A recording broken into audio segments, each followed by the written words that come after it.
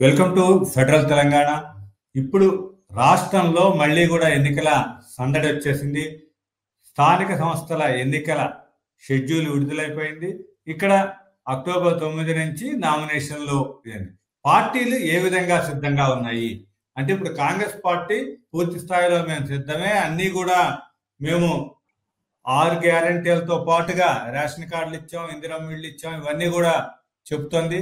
BR ముఖ్యంగా ఇప్పుడు కాంగ్రెస్ పార్టీకి ఈ ఎన్నికలు ఒక ఎత్తు సవాల్ అయితే బిఆర్ఎస్ పార్టీకి బీజేపీకి మరో రకంగా ఇవి కీలకంగా కనిపిస్తున్నాయి.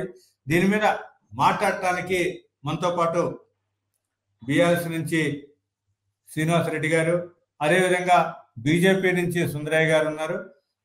కాంగ్రెస్ నుంచి మళ్ళీ ప్రతినిధి కూడా జాయిన్ అవుతారు. దీంట్లో ముందుగా బిఆర్ఎస్ పరిస్థితిని బిఆర్ఎస్ పరిస్థితి ఇప్పుడు అసెంబ్లీ తర్వాత పార్లమెంట్ ఎన్నికలలో కూడా ఘోరంగా దెబ్బతిన్న నేపథ్యంలో ఇప్పుడు స్థానిక సంస్థల ఎన్నికలు అనేది కీలకంగా ఉంది. దీన్ని ఏ విధంగా మీరు తట్టుకోగలుగుతారు? దీన్ని కాంగ్రెస్ ని బీజేపీని తట్టుకొని మీరు నిలబడే పరిస్థితి ఉందా? శ్రీనివాసరెడ్డి గారు చెప్పండి. ఇప్పుడు ఒకటి సార్, రాజకీయాలు అన్నప్పుడు గెలిపోవటములు సహజం. ఇప్పుడు గెలిచినా మేము పొంగేది లేదు, ఓడిపోయినా పొంగేది లేదు. తర్వాత రాజకీయంలో ఈ దేనికైనా నిలబడి కలబడాల్సిన అవసరం ఉన్నది. ఈరోజు కాంగ్రెస్ భయపడుతుంది ఈ రాష్ట్రంలో ఎన్నికలకు పోవడానికి. ఎందుకంటే ఈ గెలిచి 22 నెలలు అవుతుంది, ఇంతవరకు ఎన్నికలు పెట్టలే. ఎప్పుడో పెట్టాల్సిన ఎన్నికలు సంవత్సరం దాటిపోయినప్పటికీ కూడా ఇంకా మీనమేషాలు లెక్క పెడుతుంది కాంగ్రెస్ పార్టీ. మీరు అందరికీ తెలుసు, సభ్య సమాజానికి కూడా తెలుసు కాంగ్రెస్ పార్టీ ఎందుకు భయపడుతుంది. ఎందుకంటే అలవి కానీ హామీలు ఇచ్చి ఈరోజు మీరు అన్నారు కదా, వెళ్దాక మీరు 6 గ్యారెంటీలు ఇచ్చి ఉన్నారు కదా, 6 గ్యారెంటీలు ఏం అమలు చేసిరో ఒకసారి చెప్పాలి. మీ నోటి నుంచి అని చెప్పాలి, లేదా మేమన్నా చెప్తాం. ఎందుకంటే ప్రజలు అడుగుతున్నారు. ఎలా తులం బంగారం ఎంత అయిందో మీకు తెలుసు కదా, 1,20,000 పైన చిలుకైంది, పై చిలుకైంది. ప్రతి ఒక్క పెళ్ళైనటువంటి ఆడబిడ్డ తల్లిదండ్రులు అడుగుతా ఉన్నారు, అయ్యా రేవంత్ రెడ్డి గారు, గతంలో కేసీఆర్ గారు 1,116 ఇచ్చిరు, దానికి పైపెచ్చు తులం బంగారం కల్పిస్తాను, ఎందుకు ఇస్తలేవు అని చెప్పేసి మహిళలు అడుగుతున్నారు గ్రామీణ ప్రాంతంలో. అదేవిధంగా చదువుకున్నటువంటి విద్యార్థిని స్కూటీ ఇస్తా అన్నావు, ఎప్పుడు ఇస్తావయ్యా స్కూటీ? ఇంకా ఇప్పుడు నువ్వు ఎక్కి 22 నెలలు అవుతుంది, నేను నా చదువు కూడా అయిపోతుంది. ఎందుకంటే ఇప్పుడు డిగ్రీ పోయిన ఫస్ట్ ఇయర్ పోయిన అమ్మాయి ఇప్పుడు థర్డ్ ఇయర్కి వచ్చి ఇక ఆయన స్కూటీ ఇస్తే ఏం చేసుకోవాలా? ఆమె అత్తగారికి తీసుకుపోవాలా పెళ్లి అయినాక? అంటే ఈరోజు కాలేజీ పోతానే స్కూటీ కావాలి. కానీ రేవంత్ రెడ్డి మాటలు నీటి ముఠలుగా మారిపోయినాయి. ప్రతి విద్యార్థిని అడుగుతుంది స్కూటీ ఏదని చెప్పేసి. ప్రతి మహిళ ఒంటింట్లో కాంచి మొదలు పెట్టుకుంటే ప్రైవేట్ ఉద్యోగం చేసుకున్నటువంటి మహిళ దాకా కూడా 2,500 ఇస్తామని చెప్పేసి ఆశ పెట్టుకున్నారు, ఓటేసిరు, నమ్మి మోసపోయారు. ఇప్పుడు ఆ మహిళలు కూడా అడుగుతారు, అయ్యా రేవంత్ రెడ్డి గారు 2,500 అని చెప్పేసి. గ్రామీణ ప్రాంతాలు పోతే, పట్టణ ప్రాంతాలు కావచ్చు, గ్రామీణ ప్రాంతాలు కావచ్చు, తర్వాత ఇప్పుడు పోతే ప్రతి ఒక్క అవ్వ అడుగుతుంది, తాత అడుగుతుండు, తర్వాత వికలాంగుడు అడుగుతుండు, నువ్వు పెంచి ఇస్తానటువంటి పింఛన్ ఏదని చెప్పేసి. ఆనాడు కేసీఆర్ గారు పెంచినటువంటి పింఛన్ వేస్తున్నావు తప్ప కొత్తగా ఏమన్నా నువ్వేమన్నా ఎలగబెట్టావా అని చెప్పేసి ప్రజలు అడుగుతా ఉన్నారు. కాబట్టి గ్రామీణ ప్రాంతాల్లో కావచ్చు, పట్టణ ప్రాంతాల్లో కావచ్చు, ప్రజలు తన్ని తరిమి కొట్టేటువంటి పరిస్థితి వస్తుంది. కాబట్టి తాత్సారం చేస్తా ఉన్నారు. ఏదో రకంగా ఎన్నికలను వాయిదా వేసుకోవాలి, ఏదో ఒకటి మభ్యపెట్టాలి అని చెప్పేసి. అలవి గాని హామీలు ఇచ్చి, ఇది కూడా గంతే, అలవి కాదు, ఎట్లా కోర్టు కొట్టేసని తెలుసు. ఇప్పుడు ఎందుకంటే మన పిచ్చోన్ చేతిలో రాయి అయిపోయింది. ఒక ఓటుకు నోటుతోగా ఈ రాష్ట్రాన్ని వెళ్తా ఉన్నాడు. ఎందుకంటే కాబట్టి ఆయన బుద్ధులనేది వంకర బుద్ధులుగానే ఉన్నాయి తప్ప ఎక్కడన్నా సక్రమంగా ఈ ప్రజలకు సేవ చేయాలి, ఈ ప్రజలకు న్యాయం చేయాలి. హైడ్రా తీసుకొచ్చి హైదరాబాద్ అంతా ఆగమాగం చేస్తుండే. ప్రజలు ఈ రోజు పండుగ పూట కూడా సంతోషంగా లేనటువంటి పరిస్థితి. ప్రతి ఒక్క నిన్న బతుకమ్మ అయింది, నిన్న బతుకమ్మ అయిపోయింది, సద్దుల బతుకమ్మ. ఈ రోజు కూడా కొంతమంది ఆడుతా ఉన్నారు. సద్దుల బతుకమ్మకు ఎంగిలిపూ బతుకమ్మ కాదు, సద్దుల బతుకమ్మ దాకా మహిళలు ఎదురు చూసిరు. అయ్యా మాకు చీర వస్తుందేమో, 2 చీరలు వస్తాయి ఇస్తాడు. ఒకటి కాదు, అలాంటి కేసీఆర్ ఒకటే ఇచ్చిండు, నేను తక్కువ తిన్నా 2 చీరలు ఇస్తా అని చెప్పిండు. ఇంత 2 కాదుగా, అసలు గతే లేదు, అది ఏది ఇయ్యలేదు. ఆ రకంగా మహిళలను మోసం చేసేటువంటి ఏకైక పార్టీ భారతదేశంలో ఏంటంటే అది కాంగ్రెస్ మాత్రమే. తర్వాత ఈరోజు కాంగ్రెస్ పార్టీ అధికారంలోకి వచ్చిన తర్వాత ప్రతి ఒక్కరు వాళ్ళ పార్టీలో వాళ్ళకి సఖ్యత లేదు కాండి. రాజగోపాల్ రెడ్డి గారు ఒక మాట అంటారు, తర్వాత మహేష్ గౌడ్ గారు ఒక మాట అంటారు, మీ తర్వాత పొన్నం ప్రభాకర్ గారు ఒక మాట అంటారు, తర్వాత ప్రతి ఒక్కరు ఒక్కొక్క మాటటువంటి మీ పరిస్థితి పార్టీ కనిపిస్తా ఉంది. మీ పార్టీ పూర్తిగా ఈ స్థానిక సంస్థల ఎన్నికలకు సిద్ధంగా ఉందా? దాంట్లో అంటే ఇప్పుడు కవిత ఓ ఇష్యూ గాని, ఇది గాని ఒక వీటిలో ఒక ఒక చూసుకుంటే మీ ఒ పార్టీ ఒకటి సార్, ప్రజలు ఎదురు చూస్తా ఉన్నారు. అయ్యో! యాహ్! కేసీఆర్ గారు పోగొట్టుకొని మన యొక్క ఇబ్బందులు పడతా ఉన్నాం. యూరియాకి ఇబ్బంది పడాల్సొస్తుంది. ఏనాడన్నా గతంలో మనం చూసినాం, కేసీఆర్ గారు ముఖ్యమంత్రి అయిన కానించి 10 సంవత్సరాలు ఎక్కడన్నా యూరియా కోసం ఇబ్బంది పడ్డామా అండి? నాకు అవును. వ్యవసాయం ఉంది. నేను ఫోన్ చేసి ఆటోకి ఫోన్ చేసి, "అయ్యా! మన బాయికాడికి ఒక 10 బస్తాలు తీసుకపో ఎంకన్నా" అంటే చక్కగా యూరియా షాప్ కాడికి పోయి ఎరువుల బస్తాలు తీసుకొని, మందుల దుకాణం కాడికి ఖచ్చితంగా. ఎరువుల బస్తాలు తీసుకపోయి బాయికాడేసేటటువంటి పరిస్థితి ఉండే. ఈనాడు ఆ పరిస్థితి లేదే. ఆధార్ కార్డ్ తీసుకపోవాలి, లైన్‌లో నిలబడాలి, లేకుంటే మా భార్యను లైన్‌లో పెట్టాలి, అమ్మనన్న లైన్‌లో పెట్టాలి, లేదా అన్ననన్న లైన్‌లో పెట్టాలి, లేదా ఒక కూలి అయినా తీసుకొచ్చన్నా లైన్‌లో పెట్టేటువంటి యాహ్! పరిస్థితి. మళ్ళీ గతంలో కేసీఆర్ గారు చెప్పిర్రు, "ఏడు బట్టికి పోయినా ఇంటోడు పోవాలి. తెలంగాణోడు పోతే తెలంగాణ బాధలేదో తెలుస్తది. తెలంగాణ యాసేదో తెలుస్తది. తెలంగాణ తిప్పలేదో తెలుస్తదని" చెప్పేసి ఆనాడే కేసీఆర్ గారు చెప్పిర్రు. మళ్ళీ యాహ్! ఆనాటి రోజు గుర్తులు తీసుకొచ్చినటువంటి వ్యక్తి రేవంత్ రెడ్డి గారు. చెప్పులు లైన్‌లో పెడుతున్నాం. అప్పుడెప్పుడు పెట్టేది చెప్పులు? యాహ్! ఆనాడు మన కాంగ్రెస్ గవర్నమెంట్ ఉన్నప్పుడు పెట్టేది.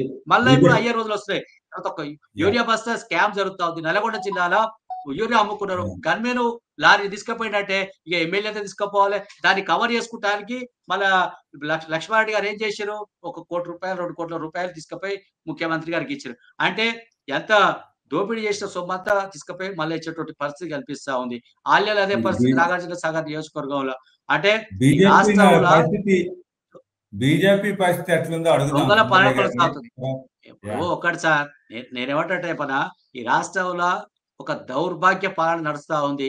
ప్రజలను వంచించే పాలన నడుస్తా ఉంది. ప్రతి ఒక్కటి ఒక డైవర్షన్ చేసేటువంటి పాలిటిక్స్ మొదలైనయి. ఏదన్నా మాట్లాడితే ప్రజలు అరే! యూరియా కోసం నిలబడతంటే లైన్‌లో నిలబడుతుర్రు అని చెప్పేసి అంటే మన ఇక్కడ ఏది మిర్యాలగూడ నియోజకవర్గంల, తర్వాత నాగార్జున సాగర్ నియోజకవర్గంలో ఎస్టీ యాహ్! అతన్ని ఎమ్మకొట్టుడు కొట్టారండి. అంటే ఇదెక్కడి సంస్కృతి? యూరియా అడిగితే కొడతారా? యూరియా అడిగితే జైల్‌లో పెడతారా? అంటే ఈరోజు ప్రజలని వంచించే విధంగా, ప్రజలని మోసం చేసే విధంగా, ఆఖరికి వ్యవసాయం చేసుకోకుండా బంద్ పెట్టుకునే విధంగా ఈ యొక్క ప్రభుత్వం వ్యవహరిస్తా ఉంది. ఆనాడు యాహ్! కేసీఆర్ గారు తర్వాత 24 గంటల కరెంట్ ఇచ్చి, రైతుకు పెట్టుబడి సాయం ఇచ్చి, వ్యవసాయాన్ని ఒక పండుగలాగా చేస్తే, ఈనాడు రేవంత్ రెడ్డి ముఖ్యమంత్రి అయిన తర్వాత వ్యవసాయం దండగలుగా చేసుకునేటువంటి పరిస్థితి కనిపిస్తా ఉంది సార్. ఓకే. సుందరయ్య గారు మీరు చెప్పండి. ఇప్పుడు ఈ ఎన్నికలు అసలు జరిగితే మీ పార్టీ ఎంపీ ఈటెల గారు ఒక ట్వీట్ చేశారు. అసలు నాయనా ముందుగా ఖర్చులు పెట్టకండి ఎన్నికలు రద్దయితాయని. అసలు బీజేపీ సిద్ధంగా ఉందా? ఏమంటారు? సార్ బీజేపీ ఎప్పుడో సర్వసన్నద్ధం అయ్యి సంస్థాగత ఎన్నికల కోసం ఎంతో ఒత్తిడి కూడా తీసుకొస్తుంది. తొందరగా మీరు హైకోర్టు యొక్క ఆదేశాలని శిరసా వహించి హైకోర్టు నిర్దేశించబడిన స్టిపులేటెడ్ టైంలో మీరు షెడ్యూల్ గాని రిలీజ్ చేసి ఈ ఈ సంస్థాగత ఎన్నికలుగా నిర్వహించకపోతే మళ్ళీ కోర్టుకు వెళ్ళడానికి మా రాష్ట్ర అధ్యక్షుడే స్వయంగా ఆయన లాయర్ కూడాను. సో అనేక దఫాలుగా అనేక ప్రెస్ మీట్లలో అనేక వేదికల మీద కూడా రాష్ట్ర ప్రభుత్వం అనేక సాకులు కారణాలు వంకలు చెప్పి స్థానిక సంస్థల యుద్ధంలోంచి పారిపోవాలి తప్పించుకోవాలి అనే ధోరణితో వ్యవహరించడానికి ప్రయత్నిస్తున్న ఆ పన్నాగాన్ని పసిగట్టి మేము అనేక సార్లు వాళ్ళ ఛాలెంజ్ ఇసరడం అయ్యింది. ఒకవేళ వీళ్ళు కానీ తప్పించుకోవాలని ప్రయత్నం చేసి ఉంటే మాత్రం మా న్యాయ పోరాటం చాలా భారీ స్థాయిలో ఉండేది. హైకోర్టును ఆశ్రయించి హైకోర్టు యొక్క ఆదేశాలు వీళ్ళు కానీ ఉల్లంఘన చేసి ఉంటే సో సాక్షాత్తు సీఎం చీఫ్ సెక్రటరీ వెళ్ళి హైకోర్టు జడ్జి ముందు సమాధానం ఎందుకంటే ఇదేమి ఒక అలవోకగా ఆషామాషిగా ఇచ్చిన జీవో కాదు సార్. అనేక నిర్లక్ష్యాలని గతంలో ఉన్న నిర్లక్ష్యాలను దృష్టిలో పెట్టుకుని ఈ విధమైన గడువు సెప్టెంబర్ నెలాఖరు లోపు షెడ్యూల్ విడుదల చేసి ఏ విధంగా నిర్వహించబోతున్నారో కోర్టుకు తెలియాల్సిన బాధ్యత ఈ కాంగ్రెస్ ప్రభుత్వానికి హైకోర్టు ఆదేశం. ఆ ఆదేశాలు కానీ దొంగలు తొక్కుంటే మాత్రం ఇది వేరే రకంగా ఉండేది. మా బీజేపీ కూడా న్యాయ పోరాటానికి సంసిద్ధంగా ఉన్నాం. అనేక వేదికల మీద మేము సర్వం సిద్ధంగా ఉన్నాము. స్థానిక ఎలక్షన్స్ కానీ ప్రకటించడం జరిగింది. ఇప్పుడు మీరు అన్నది ఏంటంటే ఏ పార్టీ ఎంత సిద్ధంగా ఉంది ఈ లోకల్ ఎలక్షన్స్ అనే మాట మీరు అడుగుతున్నారు. అదే కదా 8వ తారీఖు అంటే 8వ తారీఖు మళ్ళీ రిజర్వేషన్ దాని మీద తీర్పు ఏ విధంగా ఇస్తున్నట్టు కొత్త జీవో చెల్లుతుందంటుందా చెల్లనంటుందా అనేది ఇంకా డౌట్ఫుల్ గానే ఉంది కదా కోర్టు. అంటే ఇప్పుడు ఎన్నికలు జరుగుతాయా జరగవా అనేది, అందుకే వీళ్ళు 9వ తారీఖు నుంచి షెడ్యూల్ నామినేషన్ని ఇది ఇవ్వటం జరిగింది. కాబట్టి ఇప్పుడు ఈటెల గారు కూడా ఒక ట్వీట్ చేశాడు, మామూలుగా నాయన తొందరపడి ఖర్చు పెట్టకండి, మీరేమి 9వ తారీఖు నుంచి తీర్పులో ఏమి ఎలక్షన్స్ ఉండవు అని. దాని అంటే సిద్ధంగా లేరా, సిద్ధంగా ఉండి మీరు ఇట్లా మాట్లాడుతున్నారా? మేమైతే సర్వం సిద్ధంగానే ఉన్నాం సార్. ఏమైనా భయాందోళనలు కలిగి ఉంటే ఒక కాంగ్రెస్ కి మెయిన్ భయం ఉంటుంది, తర్వాత బీఆర్ఎస్ కి ఉంటుంది. ఎందుకంటే బీఆర్ఎస్ మీరు ప్రస్తావించినట్టుగా గత పార్లమెంట్ ఎలక్షన్ లో వాళ్ళ యొక్క ఫలితం బిగ్ జీరో, పెద్ద సున్నా వచ్చింది. ఈ దేశ శాసనాలు, రాష్ట్రానికి సంబంధించిన అనేక శాసనాలు, అనేక ప్రాజెక్టులు దక్కించుకుని ఒక పార్లమెంట్ లో వాళ్ళ ప్రాతినిధ్యం లేక ఉండకపోవడం అనేది ఒక 10 సంవత్సరాలు పరిపాలన చేసిన పార్టీగా అది చాలా అవమానకరమైన పరిణామం అది. సరే, దాని నుంచి కోలుకుని బయటపడి ఇప్పుడు ఈ కార్పొరేషన్ ఎలక్షన్స్ లో కానీ జెడ్పీటీసీ లో కానీ వీళ్ళు ఏమైనా పుంజుకుంటారా, ప్రజలు వీళ్ళకి ఆదరణ చూపిస్తారా, లేదంటే ప్రస్తుతం ఉన్న కాంగ్రెస్ ని తిట్టుకుంటూ బీజేపీని గెలిపిస్తారా? ఇలాంటి ఒక సందిగ్ధమైన పరిస్థితుల్లో ఈ ఎన్నికల వాతావరణం నెలకొని ఉందండి. అయితే ప్రజలైతే చాలా క్లియర్ గా ఉన్నారు. అండ్ సిటీ వరకు అయితే మీకు తెలిసిందే, గడిచిన 5 సంవత్సరాల క్రితం కూడా బీజేపీకి అఖండమైన అద్భుతమైన రిజల్ట్స్ ని 48 కార్పొరేటర్స్ ని గెలిపించిన ఘనత ఈ నగరానికి ఉంది. అయితే వీళ్ళు వైఫల్యాలు, బీఆర్ఎస్ 10 సంవత్సరాల్లో చేసిన వైఫల్యాలు కానివ్వండి, 2 సంవత్సరాల్లో కాంగ్రెస్ చేసిన వైఫల్యాలను కానివ్వండి, వీటిని దృష్టిలో పెట్టుకుని ప్రజలు విసిగి వేసారిపోయి బీజేపీ వైపు ఆశగా చూసే అవకాశాలు మెరుగ్గా ఉన్నాయి. మేము గత ఎలక్షన్ లోనే మేయర్ పదవి కోసం మేము ఎంత పోటీ పడ్డామో, కొన్ని సీట్లు వచ్చుంటే మేయర్ మేమే దక్కించుకుని ఈ పాటికి రోజువారీ జీవితంలో నగర ప్రజలు ఎదుర్కొంటున్న సమస్యల్ని ఎంతో అంతో ఉపశమనం కలిగించే రీతిగా మా అడ్మినిస్ట్రేషన్ ఉండేది. ఇప్పుడు సిటీలో అందరూ కూడా ఎడ్యుకేటెడ్, అవేర్నెస్ ఉన్న పీపుల్ ఉన్నారు కాబట్టి ఓటర్స్ ఈ ఎలక్షన్స్ జరిగే టైంలో ఒక సముచితమైన పార్టీకి, ఎవరైతే అభివృద్ధి పదంలో నడిపించగలరు అనే పార్టీకే ఓటు వేస్తారనేది మా ఆశాభావం. అయితే గత ఎలక్షన్స్ లో జరిగి మేయర్ గా అవతారం ఎత్తిన ఎవరైతే విజయలక్ష్మి గారు ఉండనియండి, ఇంకొకళ్ళు ఉండనియండి, 5 సంవత్సరాలు అంటే రెండోసారి ఎక్కడైతే మేయర్ విజయలక్ష్మి పార్టీ మారి బీఆర్ఎస్ నుంచి మళ్ళీ కాంగ్రెస్ వచ్చి అదే మేయర్ పదవిని అలంకరించి, మత్సుకైనా కూడా 10 సంవత్సరాల్లో బీఆర్ఎస్ నుంచి నేర్చుకున్న గుణపాఠాలని అనుగుణంగా ఈ 2 సంవత్సరాల్లో కూడా ఆవిడ చెప్పుకోదగ్గ ఒక్క డెవలప్మెంటల్ యాక్టివిటీ కూడా లేకుండా పోయింది. ఇక్కడ హైదరాబాద్ జిహెచ్ఎంసీని వదిలేస్తే ఇప్పుడు జడ్పీటీసీలో, ఎంపీటీసీలో సర్పంచ్లే కాబట్టి దాంట్లో మీ పార్టీ అంటే గ్రామీణ స్థాయిలో ఏ విధంగా పుంజుకోగలుగుతుంది? దానికి ఏమైనా ప్రణాళిక ఏమైనా ఉంది? ఉదాహరణకి మీకు ఈ గ్రామీణ జిల్లాలు కానివ్వండి, జిల్లా నుంచి ఇంకా సర్పంచ్ లెవెల్ గ్రామీణ ఆ నేపథ్యాన్ని మీకు తెలియజేయాలంటే, అంటే మీ ద్వారా ప్రజలకు తెలియజేయాలంటే, బీజేపీకి ఆదరణ రోజు రోజుకి ఇంతింతై మరింత పెద్ద స్థాయిలో మెరుగుపడుతుందని చెప్పడానికి ఉదాహరణ మేము గెలిచిన ఎంపీ సీట్లే ఒక నిదర్శనం. 8 ఎంపీ సీట్లతో పాటు 8 ఎమ్మెల్యే సీట్లు కూడా సార్, సిరిపూర్, కాగజ్ నగర్ లాంటి తెలంగాణకి మారుమూల ఒక కార్నర్ నియోజకవర్గంలో కూడా బీజేపీని గెలిపించిన చరిత్ర ఈ తెలంగాణది. సో మీరు అభద్రతా భావంతో మీరు అడుగుతున్న ఈ ప్రశ్నకి, మీకు సిటీలో అంటే వస్తాయేమో కార్పొరేటర్లో 48 నుంచి పైన రావచ్చేమో, కానీ గ్రామీణ ప్రాంతంలో మీ యొక్క ప్రాతినిధ్యం, మీ క్యాడరు, మీ ఓట్ బ్యాంకు ఉందా అనే ఒక సందేహాన్ని మీరు వ్యక్తం చేస్తున్నారు.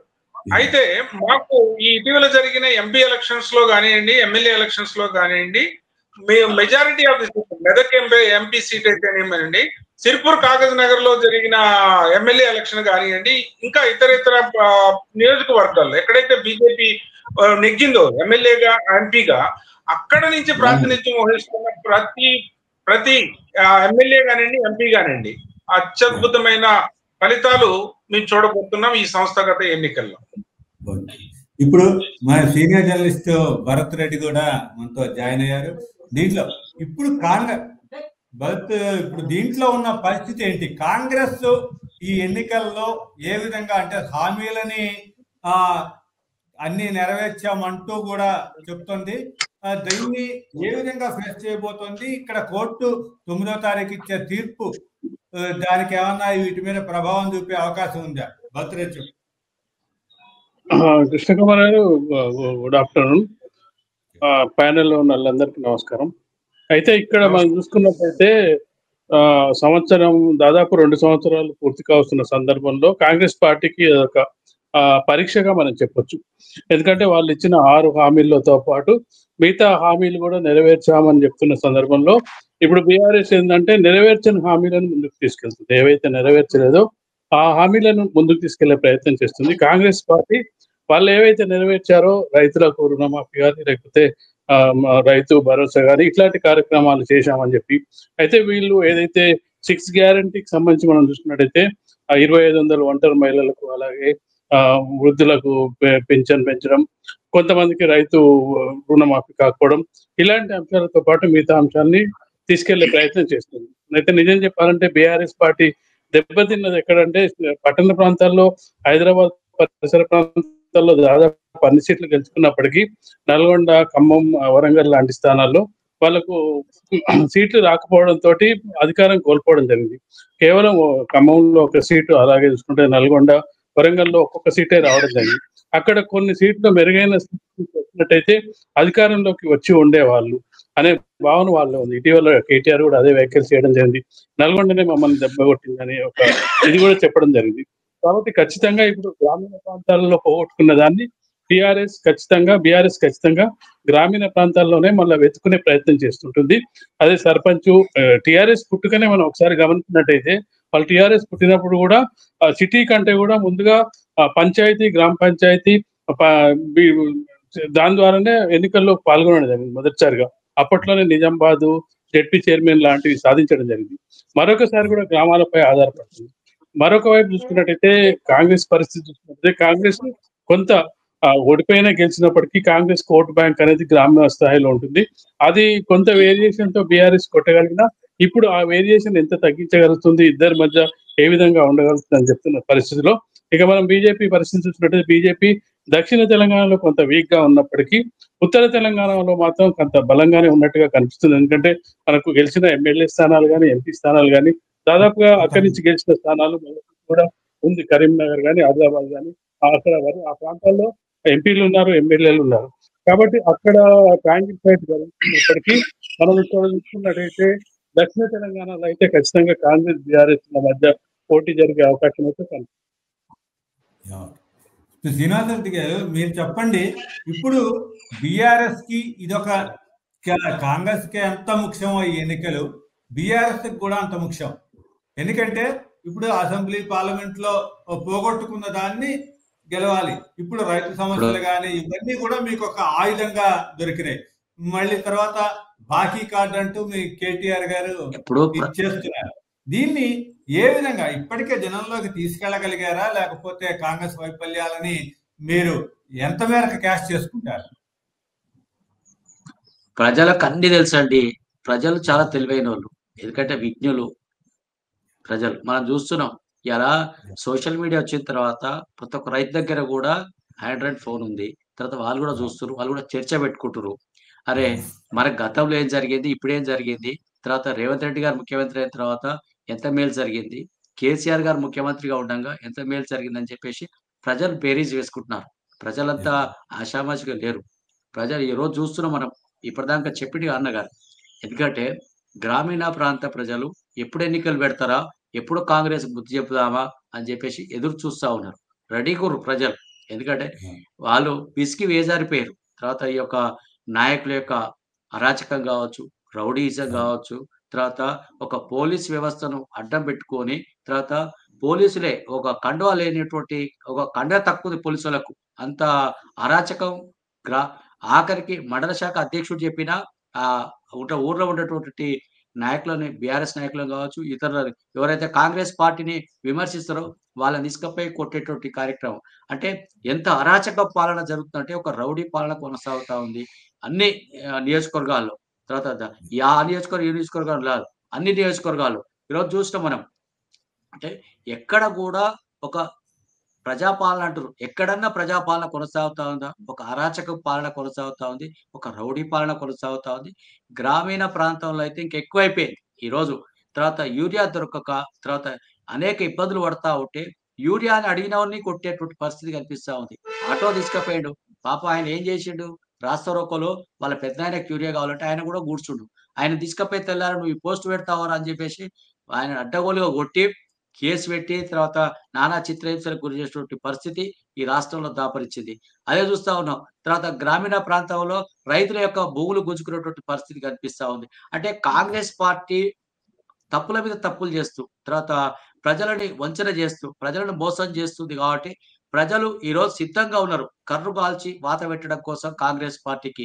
తర్వాత ఎప్పుడు ఏ ఎన్నికలొచ్చినా, అది సర్పంచ్ ఎన్నికలొచ్చినా, ఎంపీటీసీ ఎన్నికలొచ్చినా, జెడ్పీటీసీ ఎన్నికలొచ్చినా, ఇంకా ఎమ్మెల్యే ఎన్నికలొచ్చినా, తర్వాత బీఆర్ఎస్ఏ బాగుండేనా, కేసీఆర్ గారే మంచిగుండే, కేసీఆర్ గారి ద్వారానే ఈ రాష్ట్రం అభివృద్ధి చెందుతుంది. ఆనాడు కేసీఆర్ గారు ఇవ్వనటువంటి హామీలు కూడా నెరవేర్చిండు. ఈనాడు కాంగ్రెస్ పార్టీ ఇచ్చిన 6 గ్యారంటీలు కూడా 420 హామీలను కూడా అమలు చేయలేకపోతా ఉంది. ఒక ప్రజలను చీటింగ్ చేసింది, ప్రజలను మోసం చేసిందని చెప్పేసి ప్రజలు విశ్వసిస్తున్నారు.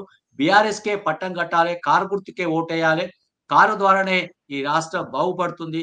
కేసీఆర్ గారే ఈ రాష్ట్రానికి శ్రీరామ రక్ష అని చెప్పేసి ప్రజలు అనుకుంటుండొచ్చు. మీరు అనుకుండొచ్చు. తర్వాత గ్రామీణ ప్రాంతంలో సర్పంచ్ ఎన్నికలకు గుర్తులు ఉండవు గదా! మన ఏది కారు గుర్తు, తర్వాత జెడ్పీటీసీకి ఇవి ఉండవు ఉంటాయి. కదా! ఇప్పుడు ఆ! జెడ్పీటీసీ, ఎంపీటీసీలో పార్టీ పరంగానే ఒక ఆ! జెడ్పీటీసీ, ఎంపీటీసీ ఎన్నికలకు కారు గుర్తుంటది. కారుకెప్పుడు అవును. ఓటేద్దామని చెప్పేసి ప్రజలు సిద్ధంగా ఉన్నారు. అదే విధంగా మీరన్నట్టు ప్రజలు గ్రామీణ ప్రాంతాల్లో అయితే ఘోరంగా ఈరోజు అయ్యో! మంచోళ్ళని పోగొట్టుకొని చెడ్డోని తెచ్చుకుంటివి అని చెప్పేసి అనుకుంటారు. ఇక హైదరాబాద్‌కు విషయానికొస్తే ఇప్పటిదాకా అన్నాడు గదా! మా బీజేపీ గొప్ప అని చెప్పేసి. భారతీయ జనతా పార్టీ దేశానికి గొప్ప గావచ్చు. కానీ ఈ రాష్ట్రానికి ఏం చేసింది? 8 మంది ఎంపీలను గెలిపించుకున్నారు గదా! గెలిపించిర్రు గదా! ఈ ప్రజలకేమైనా మేలు చేసిందా? ఏమైనా ప్రాజెక్ట్ తీసుకొచ్చిందా? ఆ చర్చకు పోవాలంటే సుధరణ, ఎందుకంటే ఈ రాష్ట్రానికి 8 ఎంపీలు గెలిచినప్పటికి కూడా మన బడ్జెట్ తీసుకురావడంలో గుండు సున్నా. వాళ్ళు 8, వీళ్ళు 8 ఇద్దరు కూడా ఏం చేయలేదు ఈ రాష్ట్రానికి. అంటే అదే తెలంగాణలో బీఆర్ఎస్ గెలిచినట్లయితే తర్వాత ఈ రాష్ట్రానికి కొట్లాడి నిధులు తీసుకొచ్చినటువంటి పరిస్థితి ఉండేది. అంటే గుండు సున్నా తీసుకొచ్చేది. అంటే మీరు అనుకుండొచ్చు, దేశంలో మోడీ గారు బాగా చేస్తే మరి గొప్ప ఎత్తున గెలవాలి కదా! మరి సీట్లు ఎందుకు తగ్గినాయి? అది కూడా అనుకోవాలి. ఎందుకంటే మనం గెలిస్తే మాకు గొప్ప, తర్వాత రాష్ట్రంలో మొత్తం పోయిందని చెప్పేసి మాట్లాడడం అనేది సరైన పద్ధతి కాదు. తర్వాత మీ గొప్పతనం మీరు చెప్పుకోండి. కానీ ఇంకోళ్ళని మాత్రం కించపరిచేటువంటి, మన ఇబ్బంది పెట్టేటువంటి మాటలు మాట్లాడొద్దని చెప్పేసి అన్నగారికి ఓకే. చెప్తా ఉన్నాను. సుందరయ్య గారు. ఇంకొకటి చెప్పండి. ఇప్పుడు ఈ రాష్ట్రంలో ఒక గురుకుల పాఠశాల తెచ్చినవా? ఒక నవోదయ పాఠశాల ఇచ్చినవా? తర్వాత ఏదైనా తీసుకొచ్చిరా కేంద్ర ప్రభుత్వం నుంచి? ఏదైనా తీసుకొస్తే చెప్పాలి. ఇంతవరకు ఇయన్నీ చేయకపోతిరి. ఒక మెడికల్ కాలేజ్ ఇచ్చినవా? ఒక ఎయిమ్స్‌కు గాదానికి ఇచ్చి తర్వాత ఇంతవరకు అంటే ఈ రాష్ట్రంలో బీజేపీ యోగదానం ఏమిటి? బీజేపీ ఏం చేసింది ఈ రాష్ట్రానికి? ఇద్దరు మంత్రులు ఉన్నారు. ఆ మంత్రులు ఏమైనా తర్వాత అన్నా ఇయాల ఏ వారం అన్నా, రేపు ఏ వారం అన్నా అంటానికి తప్ప, తర్వాత ఈ రాష్ట్రానికి ఏం నిధులు తీసుకొద్దాం, ఏం చేద్దాం అనే ఒక సోయి మాత్రం ఉందా? కిషన్ రెడ్డి గారికి కావచ్చు, బండి సంజయ్ గారికి కావచ్చు, తర్వాత వీళ్ళందరికీ కూడా. అంటే నేనేమంటానంటే, నేను మీరు అన్నారు కాబట్టి అన్నదానికి చెప్తున్నా తప్ప, మీరు అనకపోతే నేను ఈ మాట కూడా తీయకపోతుంటే. మీరు అన్నారు కాబట్టి చెప్తున్నా. ఎందుకంటే లేదు చెప్పండి. అంటే ఈ రాష్ట్రంలో ఇద్దరు ఒక చోటే బాయ్, బడే బాయ్ పాలిస్తున్నారు కాబట్టి ఈ రాష్ట్రాన్ని మోసపోతా ఉంది. తర్వాత ఈ రాష్ట్రంలో అధోగతి పాలైతా ఉంది. అందుకే దేనికైనా ఈ రాష్ట్రంలో కేసీఆర్ గారే బాగా చేసిందని చెప్పేసి నువ్వు నేను పోదాంపా. ఇప్పుడు భరతన్నం తీసుకొని ముగ్గురం పోదాం. ఏ గ్రామానికైనా. చలో మీ గ్రామానికే పోదాంపా. లేదా మా ఊరికి రా. తర్వాత ఏ ఊరికి పోయినా ఆ ప్రజలందరూ పిలుద్దాం. రచ్చబండ కాడికి పిలిచి ఎవరి పాలన బాగుందని చెప్పేసి అడుగుదాం. కేసీఆర్ గారి పాలన బాగుందా? రేవంత్ రెడ్డి గారి పాలన బాగుందా? అని చెప్పేసి అడుగుదాం. అంటే ఎక్కడ కూడా రేవంత్ రెడ్డి పాలన బాలేదు. తర్వాత కేసీఆర్ గారి పాలనే బాగుందని చెప్పేసి నిన్న గాక మొన్న నేను చూసిన చిన్న పిల్లలు పాపం ఇటుక మీద ఇటుక పెడితే ఇల్లు అయితది. తర్వాత 50 వద్దా మన రేవంత్ రెడ్డి బొందా అంటూ చిన్న పిల్లలు వాళ్ళకి చెప్పిన ఎవడన్నా? ఎందుకంటే అంటే ఈ రాష్ట్రంలో ఏముందంటే చిన్న పిల్ల కాదు, 6 ఏళ్ల అబ్బాయి కాంచి మన 90 ఏళ్ళ 95 ఏళ్ల దాకా ప్రతి ఒక్కరు కూడా రేవంత్ రెడ్డి పాలన బాలేదని చెప్పేసి చెప్తా ఉన్నారు ఘంటాపథంగా. అందుకే ఒకటి మీరు అనుకోవచ్చు మీకు తర్వాత ఇప్పుడు మా ఊర్లో 4 కార్యకర్తలు లేరు బీజేపీకి. నువ్వు ఎట్లా గెలుస్తుంది అనుకుంటున్నావా చెప్పు? అదే బీఆర్ఎస్ కొంతమంది ఉంటారు. ఇప్పుడు అంటే గ్రామీణ ప్రాంతంలో ఇంతకు ముందు కన్నా మార్పు వచ్చింది కదా ఎందుకు ఆయనకి ఎక్కడ లేదు సార్. సార్ ఎక్కడ మార్పు లేదు. నేనేమంటా బీజేపీ జెండా బలం తప్ప జనం బలం లేదు. జెండాల బలమే ఉంటది బీజేపీకి, జనం బలం ఉండదు. ఎందుకంటే నాకు పూర్తిగా అనుభవం ఉంది. నేను గతంలో బీజేపీలో పనిచేసిన కాబట్టి చెప్తున్నా నేను. ఎందుకంటే జెండాల బలం ఉంటది తప్ప జనం బలం ఉండదు బీజేపీకి. తర్వాత మాటలు కోటలు దాటుతాయి, చేతలు తంగెలు కూడా దాటం. భారతీయ జనతా పార్టీ. కాబట్టి ఇప్పుడు మోడీ గారు ఏమన్నారు? మొత్తం నల్ల డబ్బు తీసుకొచ్చి జనానికి ఇస్తా అన్నారు. ఇచ్చిండు ఎక్కడన్నా? అయిందా? సాధ్యమైందా? చెప్పు.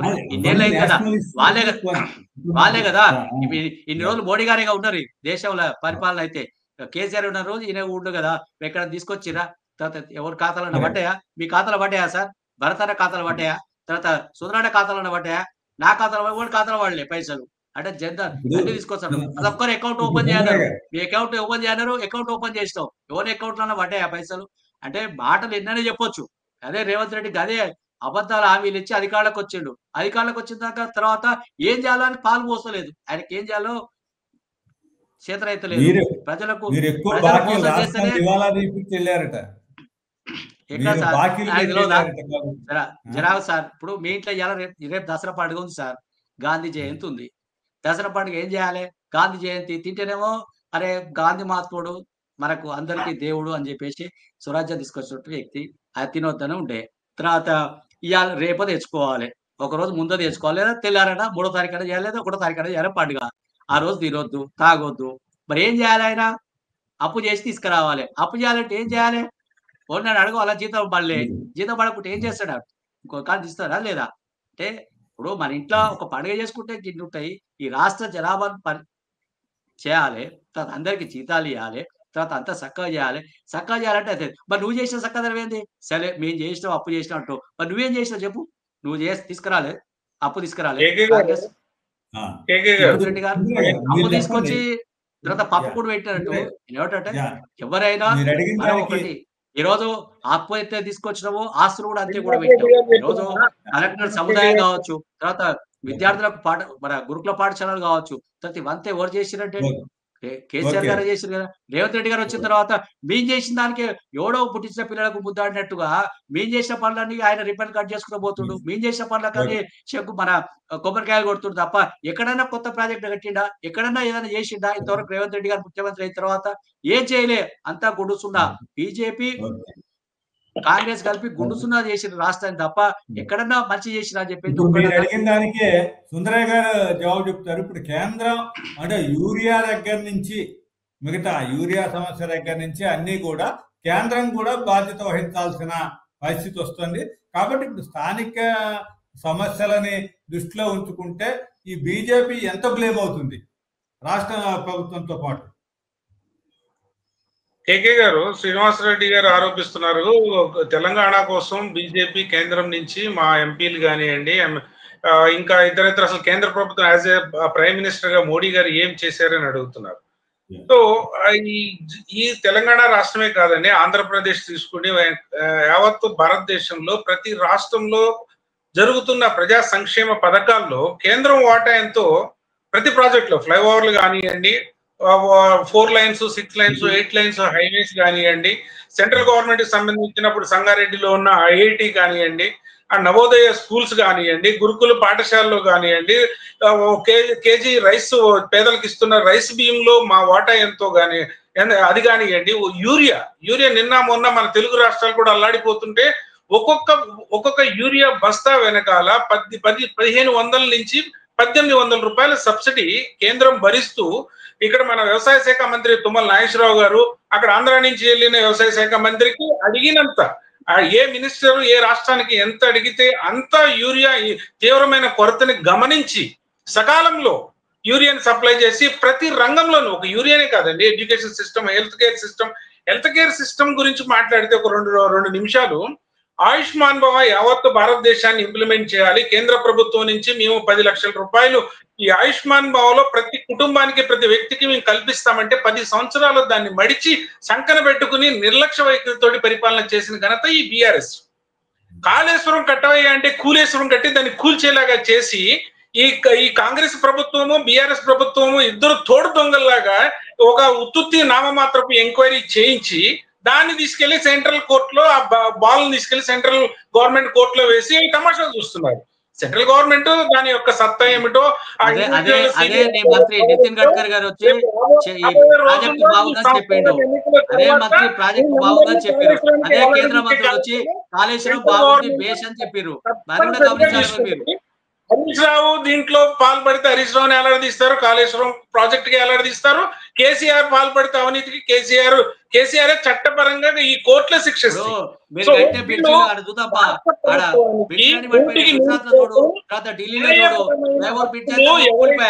రైల్వే స్టేషన్ కూలిపోయాయి. మోడీ ప్రారంభం చేస్తే కూలిపోయినాయి. మీరు మాట్లాడుతున్నప్పుడు నేను చాలా మంచి విద్యార్థిలాగా చాలా లక్షణంగా విన్నాను. మీరు వినండి, మీ టర్న్ వచ్చినాక మీరు చెప్పండి. అయితే ఈ కాళేశ్వరంలో జరిగిన అవినీతి ఒక సుప్రీంకోర్టే నరసింహారెడ్డి అనే కమిషన్ పక్కన పెట్టి బీఆర్ఎస్ వాళ్ళు అభ్యంతరాలు వ్యక్తం చేస్తే జస్టిస్ బివి ఘోష్ని సుప్రీంకోర్టే నియమించిందండి. అంతటి చట్టబద్ధతతో కూడిన ఎంక్వైరీని కూడా ఈ కాంగ్రెస్ ప్రభుత్వం, అంటే వీళ్ళిద్దరూ దొందే తోడు దొంగలు అనడానికి ఇది ఒక గ్లేరింగ్ ఎవిడెన్స్, పెద్ద నిదర్శనం. ఈ ఎంక్వైరీని చట్టబద్ధంగా వీళ్ళని శిక్షించే హక్కు రాష్ట్ర పరిధిలో ఉన్నా కూడా అలాంటి శిక్షించే సువర్ణ అవకాశాన్ని కూడా వీళ్ళు ఫ్రెండ్లీ గవర్నెన్స్ నడుస్తుంది కదా తెలంగాణలో. By BRS and Congress. So convenient గా థర్డ్ పర్సన్ కి బ్లేమ్ చేద్దాము, సెంట్రల్ యాక్షన్ తీసుకోవడం లేదు అని చెప్పి సెంట్రల్ గవర్నమెంట్ కోర్టులో ఈ కాళేశ్వరం యొక్క ఎంక్వైరీ బాల్ ని అటు విసిరారు. ఆ తర్వాత ఈ ఫార్ములా కేసులో క్లియర్ కట్ గా కేటీఆర్ దొరికిపోతే కూడా 2 సంవత్సరాల నుంచి రేవంత్ రెడ్డి ఏదో టార్టాయిస్ తాబేలు నత్త నడక నడుస్తుంది అంటారు కదండి, నత్త నడకన ఏదో ఒక నెమలీకతోటి ఇట్లా కొడితే ఏం తగులుతుందని అలాంటి వైఖరి అవలంబిస్తున్నాడు ఈ ఫార్ములా కేసులో. ఈ చట్టబద్ధమైన ఈ వ్యవహార శైలిలో అతన్ని శిక్షించడానికి పూర్తి స్థాయి ఆధారాలున్నా కూడా వీళ్ళంతా కూడా బాయి అనే ఒక రీతిలోనే కాంప్రమైజ్డ్ పాలిటిక్స్. అయితే ఈ సంస్థాగత ఎన్నికల్లో ఈ అవకతవకలు, టెలిఫోన్ ట్యాపింగ్ దగ్గర నుంచి, భూ కబ్జాల దగ్గర నుంచి, ధరణి అనే పోర్టల్ అడ్డం పెట్టుకుని లక్షలాది ఎకరాలని ఏ విధంగా వీళ్ళు మింగేశారో అన్ని ఎవిడెన్సెస్ కాంగ్రెస్ గవర్నమెంట్ దగ్గర ఉన్నా కూడా వీళ్ళు ప్రజల యొక్క ఆస్తుల్ని వీళ్ళు ఇంత భక్షించినందుకు వాటిల్ని రక్షించి వీళ్ళని శిక్షించే కార్యక్రమం ఏమాత్రం కూడా కాంగ్రెస్ చేయకపోవడాన్ని తెలంగాణ సమాజం నిశ్చితంగా గమనిస్తుందండి. తప్పనిసరిగా ఈ రాబోయే సంస్థాగత ఎన్నికలు వాళ్ళకి చావో రేవో అన్నట్టుగా తయారైంది బీఆర్ఎస్ కి, కాంగ్రెస్ కి. ఇప్పుడు ఒకే ఒక చిత్తశుద్ధి కలిగిన పార్టీ ఏదైనా ఉందంటే ఈ తెలంగాణ రాష్ట్రంలో అది బీజేపీ మాత్రమే అని ప్రజల యొక్క మనసుల్లో, గుండెల్లో చాలా బలంగా పాతుకుని ఉంది. ఎప్పుడెప్పుడు అని మేము సర్వం సిద్ధంగా ఎందుకు ఎదురు చూస్తున్నామంటే ఇంత డిజాస్టర్ రూలింగ్ అనేది కూడా ప్రజలు ఎప్పుడు గతంలో చూడలేదండి. అంటే compromised and mutual understanding corruption. నేను తప్పు చేశాను, నువ్వేం చేయకు, నువ్వు కూడా చేసుకో, నేను వచ్చిన తర్వాత నిన్ను సేవ్ చేస్తా, నువ్వు కూడా మమ్మల్ని సేవ్ చేయమా. గత 10 సంవత్సరాల తాలూకా అరాచకాన్ని ఇది ఉందండి తెలంగాణలో. This is the political phenomena is prevail. అందుకనే రాబోతున్న ఈ సంస్థాగత ఎన్నికల్లో తప్పనిసరిగా బీజేపీ ఘన విజయం తథ్యం. భరత్, ఇప్పుడు మీరు చెప్పండి, దీంట్లో అసలు ఈ 3 పార్టీల పరిస్థితి ఏ విధంగా ఉంది? అంటే ఏం చేస్తారు ఇప్పుడు? ఈ రిజర్వేషన్ అంశాన్ని పక్కకు పోయినట్టేనా? కోర్టు చెప్తే మళ్ళీ 9వ తారీఖు కోర్టు తీర్పుతో వస్తే మొత్తం కూడా ఈ ఎలక్షన్ అంతా ఆగిపోయే పరిస్థితి ఉందా? ఇక్కడ చూసుకున్నట్టయితే సరే, ఏ పార్టీ వాదన ఆ పార్టీ బలంగా వినిపిస్తుంది, వాళ్ళ వాదనలు వినిపిస్తూ ఉంటారు. ఇప్పుడు ఏంటంటే ఇప్పుడు నడుస్తుందంతా కూడా తెలంగాణ రాజకీయాల్లో మనం ముఖ్యంగా చూసినట్టే బీసీకి సంబంధించి, రిజర్వేషన్ కి సంబంధించిన అంశమే పెద్ద చర్చనీయాంశంగా మారుతుంది. ఒకటి ఏంటంటే కాంగ్రెస్ పార్టీ ప్రభుత్వం బీజేపీ మీద తోసివేసే ప్రయత్నం చేస్తుంది. మేము బిల్లు పెట్టాము, ఆర్డినెన్స్ తెచ్చాము, బీజేపీ ఆపుతుందని చెప్పే ప్రయత్నం చేస్తున్నారు. బీజేపీ ముస్లింలను అని చెప్పే ప్రయత్నం చేస్తుంది. సరే, ఇవన్నీ పక్కన పెట్టేస్తే మేము ఎట్టి పరిస్థితుల్లోనూ 42% ఇస్తామని చెప్పి మాట ఇచ్చాం కాబట్టి చేస్తామని చెప్పే ప్రయత్నం. కాకపోతే అందులో రాజకీయ చిత్తశుద్ధి ఎంత ఉందంటే లేదనే చెప్పాలి. ఎందుకంటే 2 ఏళ్ళు కాంగ్రెస్ ప్రభుత్వం ఏర్పడి 2 ఏళ్ళు కావస్తుంది. మొదట్లోనే మొదటి అసెంబ్లీ సమావేశాల్లోనే అసెంబ్లీలో తీర్మానం చేసి దానికి సంబంధించి ఒక అఖిలపక్షాన్ని కేంద్ర ప్రభుత్వం వద్దకు తీసుకెళ్లి ఇక్కడ పరిస్థితులను వివరించి కులగణన చేసి ఇవన్నీ చేసి ఈ పాటికే చేయాల్సి ఉండే. లాస్ట్ మినిట్ వరకు చేసి ఒక ఏదైతే కోర్టు సెప్టెంబర్ 30 లోపల కంప్లీట్ చేయాలని చెప్పిన సందర్భంలో మాత్రమే ఎన్నికలకు సంబంధించిన రావడం జరిగింది. సంవత్సరం వరకు కూడా ఈ కులగణనకు సంబంధించి కానీ లెక్కలకు సంబంధించి కానీ ఎలాంటి ముందు నడవలేదు. దాంతో పాటుగా చూసుకుంటే ఒత్తిడి చేయలేదు కేంద్ర ప్రభుత్వం మీద. ఇప్పుడు జయలలితను ఆదర్శంగా తీసుకోవాల్సిన అవసరం ఉంది. జయలలిత 9th షెడ్యూల్లో ఏ విధంగా పెట్టించారు, అసెంబ్లీలో తీర్మానం చేయించడం ద్వారా దాని తర్వాత అన్ని పార్టీల సభ్యులను పివి నరసింహారావు ప్రధానమంత్రిగా ఉన్న సందర్భంలో అన్ని పార్టీలను తీసుకెళ్లి ఆయనకు మెమోరాండం ఇచ్చి ఆయనకు ఒత్తిడి తెచ్చి చివరికి చేయకపోతే ధర్నా చేయాల్సిన అవసరం ఉంది. కాంగ్రెస్ పార్టీ ఏం చేసింది, ప్రభుత్వం అది ఎలాంటి ఒత్తిడి లేదు. అసెంబ్లీలో చెప్పడం జరిగింది, అఖిలపక్షం వెళ్దామని చెప్పడం జరిగింది. నెక్స్ట్ 2 రోజుల తర్వాత ఢిల్లీ జంతర్ మంతర్ మీద ధర్నా చేయడం జరిగింది. అక్కడనే తెలిసిపోతుంది బీసీ రిజర్వేషన్ సంబంధించి. ఒకవైపు అక్కడ కోర్టులో 8వ తారీఖు నాడు పెండింగ్ ఉన్నప్పటికీ ఇప్పుడు నోటిఫికేషన్ ఇవ్వడం జరిగింది. ఇప్పుడు రిజర్వేషన్ కూడా ఖరారు అవడం జరిగింది. ఆ రిజర్వేషన్ ప్రకారం జరుగుతాయా లేదంటే కోర్టు ఆపుతుందా అంటే అంత కన్ఫ్యూజన్, ఏది కూడా క్లారిటీగా చేయకపోవడం అనేది ఇక్కడ కనిపిస్తుంది. ఇప్పుడు ప్రతి గ్రామంలోనూ రిజర్వేషన్ ఖరారైంది. రేపు ఈ కోర్టు కనుక వ్యతిరేకంగా తీర్పిచ్చింది అనుకో రిజర్వేషన్స్ మళ్ళీ మారిపోయే అవకాశం ఉంటుంది. అంటే ఇవేవి కూడా అంచనా అవి చేయడం జరుగుతుంది. ఏంటంటే ఏదో ఒక విధంగా మేము ఇదవ్వాలి, ఎదుటి పార్టీ మీద తోసేయాలనే దృక్పథంతో వెళ్తుంది తప్పిస్తే బీసీలకు సరైన న్యాయం చేయాలి, బీసీలకు ప్రాతినిధ్యం కల్పించాలనే కాన్సెప్ట్ లేకపోవడం. ఇప్పుడు ఎన్టీ రామారావు ముఖ్యమంత్రిగా ఉన్న సమయంలో ఏ రిజర్వేషన్ వర్తించాయని చెప్పి బీసీ నాయకులు అంతమంది పైకి రావడం జరిగింది. వాళ్ళందరినీ తీసుకురాలేదు. అప్పుడు ఏమైనా రిజర్వేషన్స్ ఉన్నాయా? అందరికీ రాజ్యాధికారం ఇచ్చింది, ఎక్కువ మందికి వచ్చింది బీసీలకు ఎన్టీ రామారావు ఆయంలోనే వచ్చినాయి కదా. అప్పుడు ఏ విధంగా వచ్చాయి? అప్పుడే రిజర్వేషన్లు, కోర్టులు ఇవన్నీ అడ్డుకున్నాయా? ఇవన్నీ కూడా ప్రశ్న తరుతాయి. అంటే చిత్తశుద్ధి ఉంది, చేయాలనిపిస్తే చేయగలిగే ఉంటది. మేము ఏం చేస్తున్నాం, అవతల వాళ్ళు అడ్డుకున్న పరిస్థితి ఉన్నప్పుడు ఇలాంటి పరిస్థితులు ఉంటాయి. ఇప్పటికి కూడా క్లారిటీ లేదు. ఒక గ్రామంలో బీసీ వచ్చిందంటే ఆ బీసీ రేపు కోర్టు తర్వాత అది బీసీ మారుతుందా లేకపోతే గత ఎన్నికల్లో మాదిరిగా అది ఎస్సీ ఉంటుందా జనరల్ ఉంటుందా తెలియని పరిస్థితి. ఇలాంటి పరిస్థితుల్లో నోటిఫికేషన్ ఇవ్వడం జరిగింది, డేట్స్ ఇవ్వడం జరిగింది, ఎలక్షన్ కౌంటింగ్ డేట్స్ ఇవ్వడం జరిగింది. కోర్టు కూడా అదే ప్రశ్నించింది, గవర్నర్ దగ్గర ఆర్డినెన్స్ పెండింగ్ ఉండగా మీరు ఏ విధంగా చేస్తారని చెప్పి. ఏది ఏమైనప్పటికీ ఇప్పుడు ఎలక్షన్స్ జరుగుతాయా లేదా అనే ఒక డౌట్ అయితే కనిపిస్తుంది. దీంతో పాటుగా మనం చూసినట్లయితే ఏది ఏమైనా ఎన్నికలు జరిగినాయి అనుకోండి, అనుకున్న తర్వాత సర్పంచ్ ఎన్నికలు ఎలాగూ గుర్తు ప్రకారం జరగాయి, గుర్తు లేకుండా జరుగుతాయి. ఏముంది, గెలిచిన వాళ్ళందరినీ కాంగ్రెస్ పార్టీ మా వాళ్ళని కండుగా కప్పుతుంది. ఎందుకంటే ఇప్పుడు అధికార పార్టీలకు అలవాటు అయిపోయింది. ఇప్పుడు గెలిచిన ఎమ్మెల్యేలే పార్టీలు మారుతున్నారు. సర్పంచులు గుర్తు మీద కూడా తెలియదు. గెలిచిన మొత్తం అందరు సర్పంచులు మా వాళ్ళని చెప్తారు. అప్పుడు అడిగేటోళ్ళు వాళ్ళు గుర్తులున్నా ఒకే, ఇప్పుడు దిక్కులేదు, గుర్తులు కూడా ఉన్నాయి. ఏమైనా జెడ్పీటీసీ ఎంపీటీసీ అంటే పార్టీ సింబల్ సంబంధించి ఎంతమంది గెలిచిరని లెక్కదే అవకాశం ఉంది. వాళ్ళని కూడా అధికార పక్షం ఉండనిస్తుందా, అది సమస్య. ఎందుకంటే ఎమ్మెల్యేలనే ఉండలేని పరిస్థితి ఉన్న పరిస్థితిలో ఎంపీటీసీలు జెడ్పీటీసీలు కూడా ఆ పార్టీలో గెలిచినాక ఉంటారా అనే సమస్య కూడా తలెత్తుతుంది. కాబట్టి ఎక్కడ అధికారం ఉంటే అధికారం వైపు వెళ్ళడానికి ప్రయత్నిస్తున్నారు, వాళ్ళు లాగడానికి ప్రయత్నిస్తున్నారు. కాబట్టి చివరి ఇయర్ లో జరిగే ఎన్నికలు మాత్రమే ప్రభావితం చూపే అవకాశం ఉంటుంది. కాబట్టి ఇప్పుడు జరిగే ఎన్నికలను కూడా ఏది జరిగినా అధికార పార్టీ తమ ఖాతాలోనే వేసుకునే అవకాశాలు అయితే స్పష్టంగా కనిపిస్తున్నాయి. ఇప్పటికే రిజర్వేషన్లో గందరగోళంగా ఉండి ఇప్పుడు ఎస్సీలు ఉన్న చోటేమో బీసీ రిజర్వేషన్ ఒక క్యాండిడేట్ ఉండటం, గ్రామంలో ఒక క్యాండిడేట్, వాళ్ళకి పోయి కాంగ్రెస్ లో చేర్చేసుకొని వాళ్ళనే సర్పంచ్ అనే పరిస్థితికి వచ్చేసారు. అంటే ఇప్పుడు అంతా పరిస్థితి గందరగోళంగా, రిజర్వేషన్లు ఇప్పుడు చేసిన వాటిని గందరగోళం ఉన్నాయి, తర్వాత ఈ కోర్టు ఏం చెప్తుంది అనే కూడా పరిస్థితి ఉంది. థ్యాంక్ యూ అండి. ఈ చర్చలో పాల్గొన్నందుకు శ్రీనివాస్ రెడ్డి గారికి, సుందరయ్య గారికి, భారత్కి. మొత్తానికి అన్ని రాష్ట్రంలో ఎన్నికలు షెడ్యూల్, స్థానిక సంస్థల ఎన్నికల షెడ్యూల్ విడుదలై 9వ తారీఖు నుంచి అక్టోబర్ 9 నుంచి నామినేషన్ ఉన్నా సరే 8వ తారీఖు తీర్పు ఉండటం వల్ల అవి జరుగుతాయా జరగవా అనే ఒక కన్ఫ్యూజన్ కూడా ఉంది. దాంతో పాటుగా అన్ని పార్టీలు కూడా మేము సిద్ధమంటున్నాయి. మొత్తం మీద అన్ని పార్టీలకి కూడా ఈ స్థానిక సంస్థల ఎన్నికలైతే కీలకంగా మారాయని చెప్పొచ్చు. థ్యాంక్ యూ అండి సుందరయ్య గారు, శ్రీనివాస్ రెడ్డి గారు.